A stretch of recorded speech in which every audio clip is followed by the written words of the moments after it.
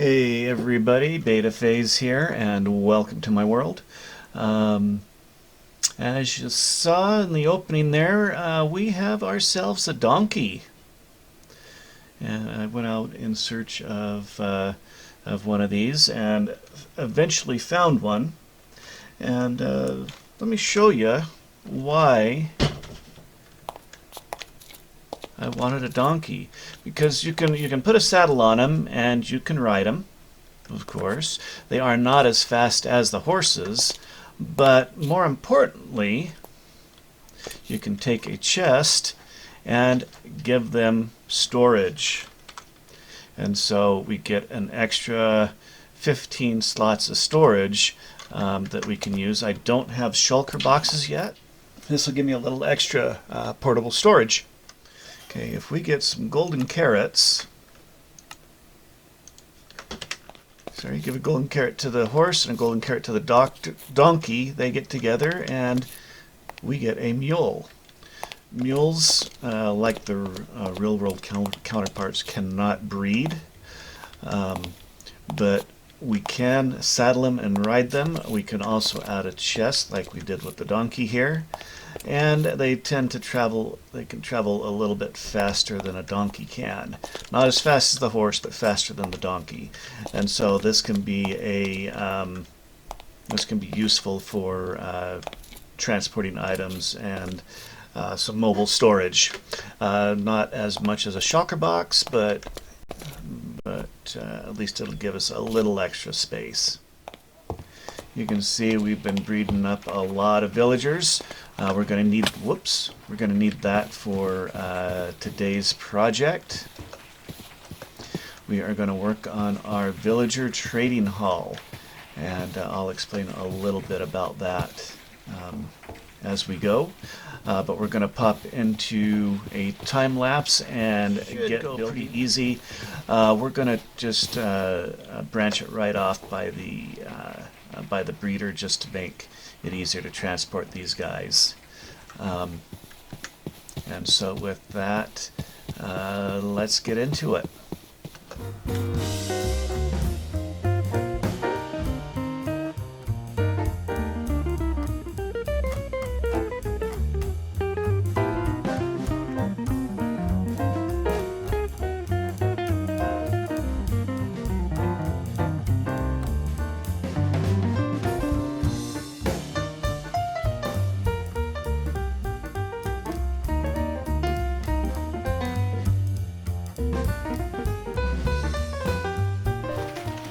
We have completed the build. There's still a lot more work to be done. We're going to have to do a lot of villager wrangling. But this is a fully automated trading system. There's a lot of mechanics involved here. Let's pop over to the creative world, and I'll explain some of this to you. And here we are in my testing world. I've got this little device set up. This is kind of like a mini version of what we've got in our creative world. And so we're going to grab a villager here. We're going to start a cart going to pick up a villager. This would be coming from the villager breeder, but we're just going to use eggs here and spawn in a villager, get picked up by that. And now the way that villagers work is if they are not employed, they will seek out a workstation like this lectern. This lectern is for a librarian. And once they get to the workstation, they will take that particular profession, and then at that point we can trade with them. So we're going to send him over here, and you see that he turned into a librarian. And if we look at his trades here, you see we've got a loyalty book as well as a bookshelf. Now, if that is not the trade that we want, we can destroy this workstation, and he will end up transforming back into a regular village, and then we put the workstation back down, and eventually he will recognize it and turn back into a librarian. When that happens, his trades are re-rolled, and so there's a good chance you'll get a different trade. But they are random, and so sometimes you have to do this a number of times before you get the trades that you're looking for.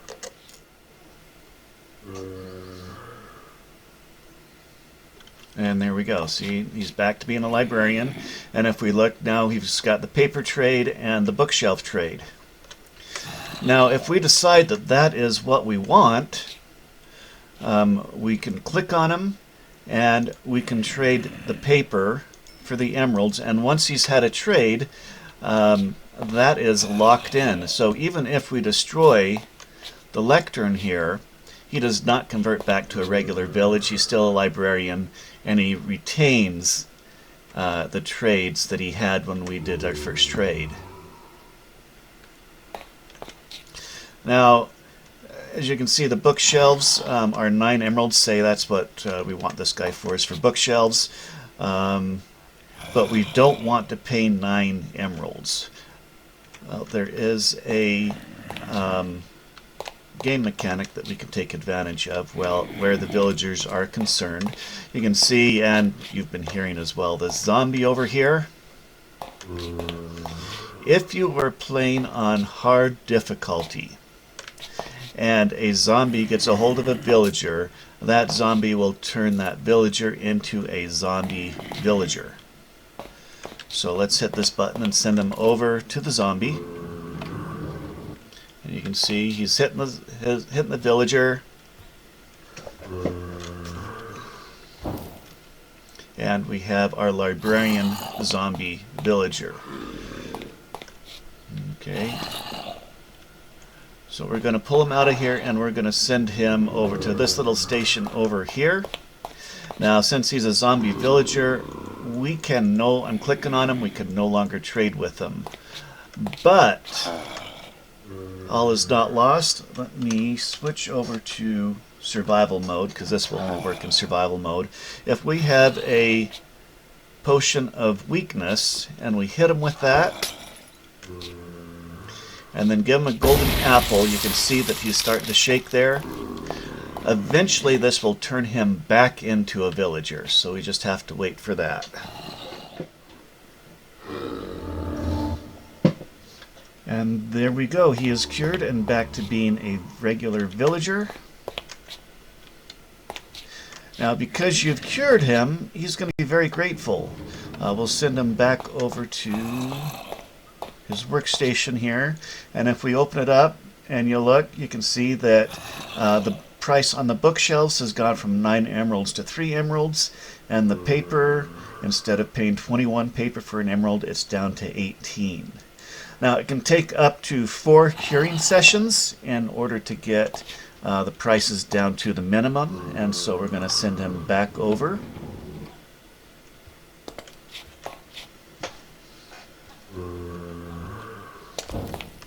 And there we go, he's back to being a zombie again, poor guy. And we're going to send him back to the curing station. Fletchers, if you get the right trades for the Fletchers, you can buy arrows of weaknesses from them instead of having to brew up the weakness potions. And so if we shoot this guy with an arrow of weakness and hit him with the golden apple, it has the same effect as using the potion, and it's a lot cheaper. And he's back. So back over to the workstation here, and let's see what we've got.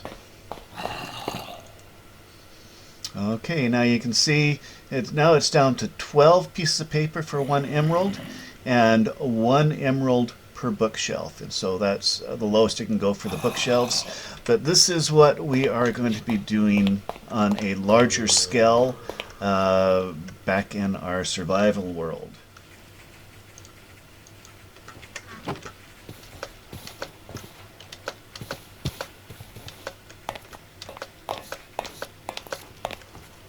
Alright, we are going to start with the Fletcher. We're going to put his workstation down right there, and head over to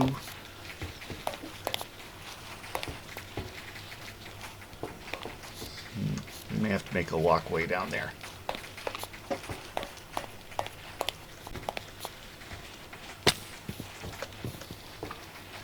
Okay, we'll hit the button there, and it will send one of our villagers up, and oh, I didn't set the tracks right.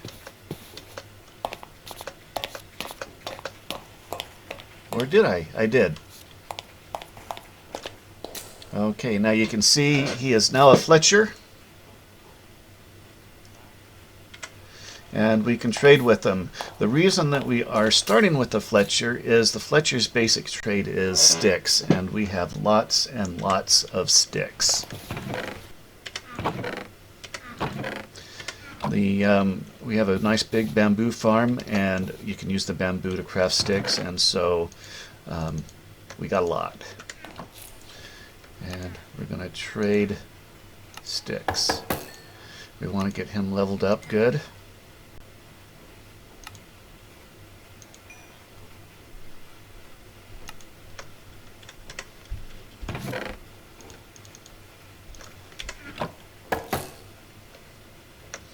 And now we can get bows, we can trade flint, and so as his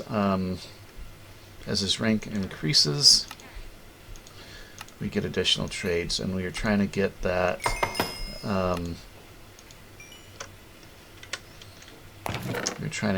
weakness arrow trade, which we may or may not get. This may take lots and lots of tries. Alright guys, well this is a boring and time-consuming process, and so I will get back with you with a progress update once we've got some progress to update. And we did it. We got us a Fletcher, and he is selling arrows of weakness, which is what we were looking for. And it only took us about a half a dozen tries to get the right guy, and then we can start filling up the rest of these. But we do, now that we've got the arrows, we need to get ourselves a zombie down here for the conversion process. So we've got to wait till nighttime. I've got a zombie trap set up here, and hopefully that should catch us a zombie. I've got our name tag to name tag him. It is getting dark, and we are going to see if we can get us a zombie.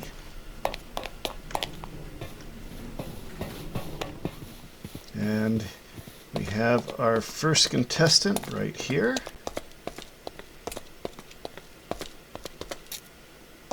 Let's see if he'll pick up the axe. Nope, doesn't want the axe, but that's okay. He's got armor, so we don't actually have to name tag him.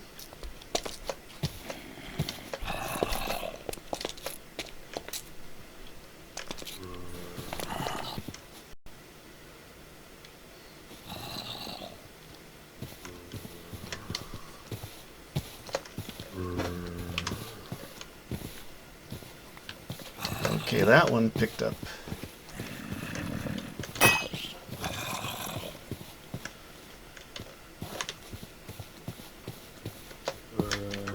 Okay, we want to get rid of this one. Ah! There he is. Okay, let's see if he'll pick up this helmet. Did not pick up the helmet.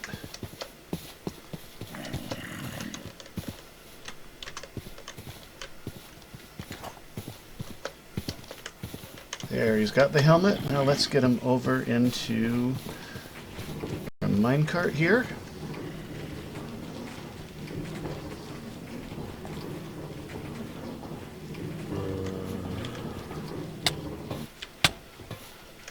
Well, we got him.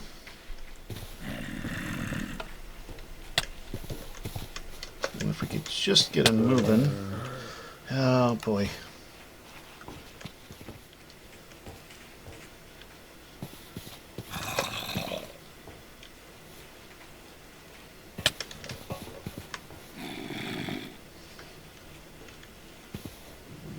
There he goes. Okay, now if I hit this button, he should end up in there, we hope. Yep, there we go.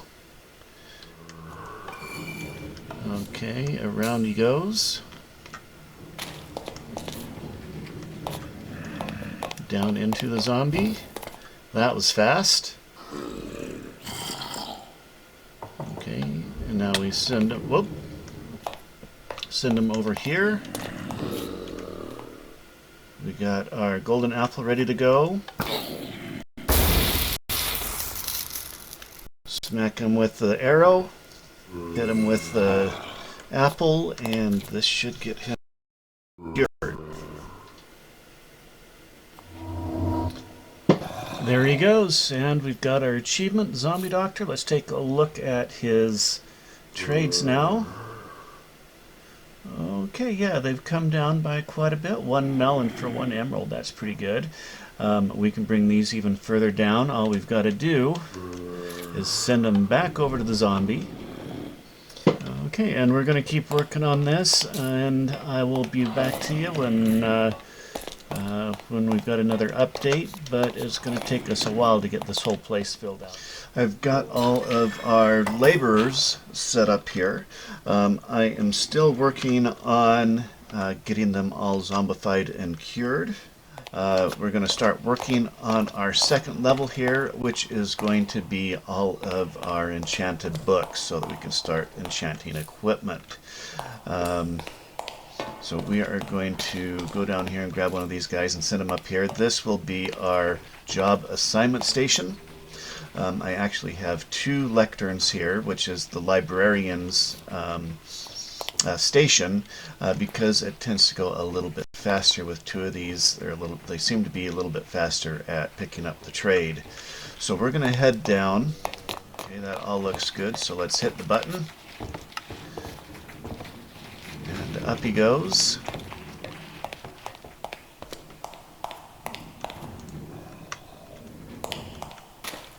And there he is. He's in the job assignment station.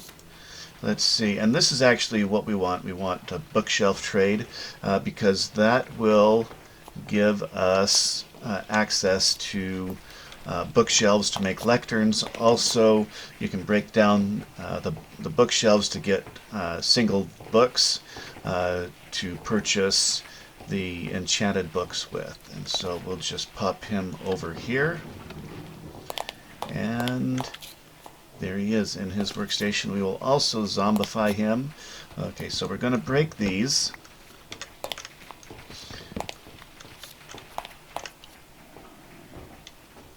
To unselect. Oh, I should have purchased something from him to set his trade there.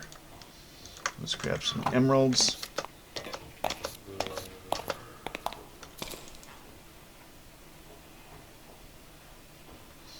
Oh, mending. Okay. And a bookshelf. So we're good there. We're just going to pop him over into our... Well, we're actually going to buy a bookshelf first to lock that in. That's incredibly lucky, a mending book on the first try. We'll pop him over here into the mending stall. And off he goes.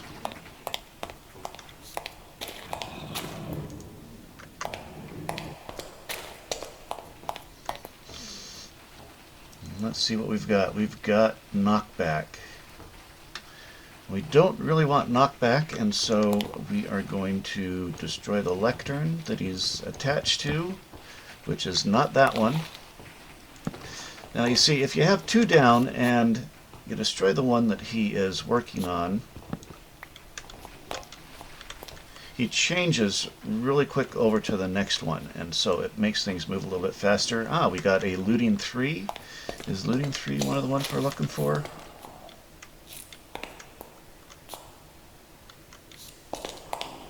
Yes, looting 3 is one of the ones that we're looking for. So we're going to purchase something off of him to set that.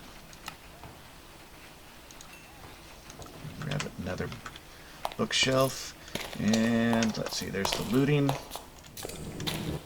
pop right into the looting. And eventually, of course, we'll zombify all of these guys as well. But that is essentially the process. We're going to be doing that with all of these enchantments. And it can take a while, especially when you get to the end when you're looking for one specific book and everything else has been filled in. And so we'll be back with a progress once we have something to report here. But this is moving along pretty good.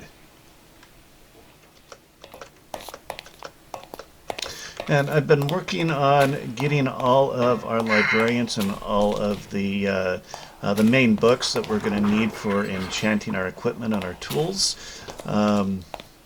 Let's see here, Fortune 2, that is not what we want. However, it is, these guys have been getting slower and slower to pick up their trade, and I think that he may be too close to all of these other workstations, and that may be slowing him down because he has to see if he could, I don't know, maybe pacifying to him or something. So we're going to try an experiment here and get him further away from the trading here and see if that will increase the speed, because we're only down to 2 of them that we need. That's the efficiency 5 and power 5. And so it's going to take a lot more trades to get what we want. Or a lot more attempts to get the trade that we want. And so I'm just going to bring this out by 64 blocks.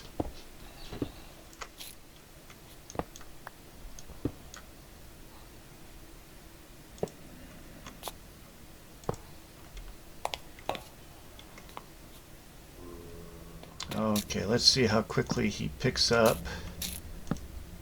his trade clear over here.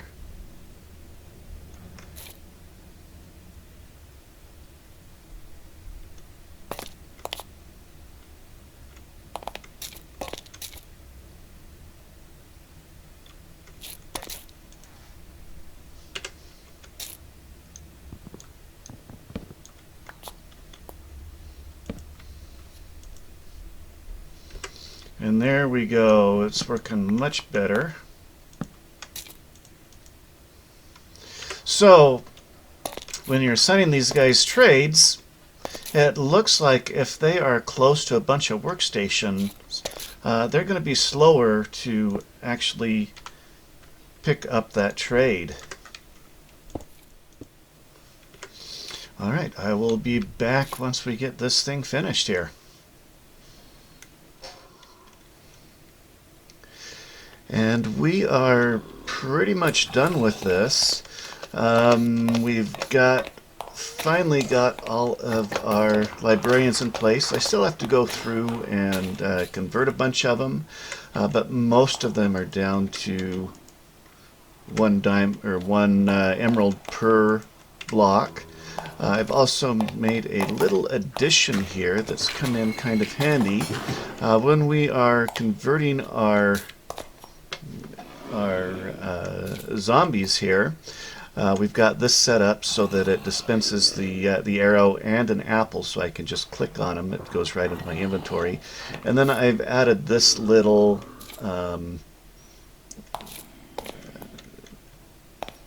smoke signal here, so that when these guys get converted back into the villagers, this actually starts a campfire, and I get a smoke signal that I can see from pretty much anywhere in the area, so I can go off and work on some other stuff.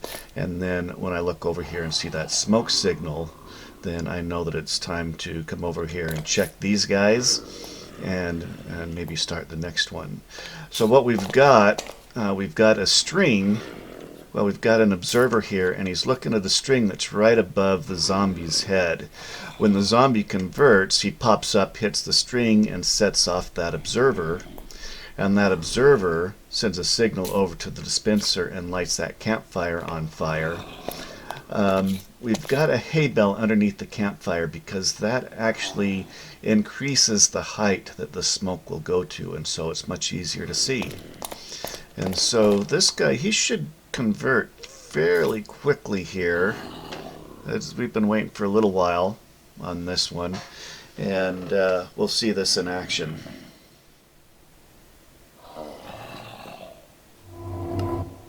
And there we go. See, he popped up a little higher, hit that string, and that set off the campfire. So if we happen to be over here working in, say, our storage area, we can tell that the villagers converted, and we can head back over and start with the next one. And it's visible from quite a long ways off there, even over here at the iron farm. But that is all that we had time for in this episode. It's taken me a while to get this one out, just because of all the time that it took to get all of these villagers assigned their professions. And if you like what I'm doing here, please like and subscribe. And we'll see you all next time. Y'all take care.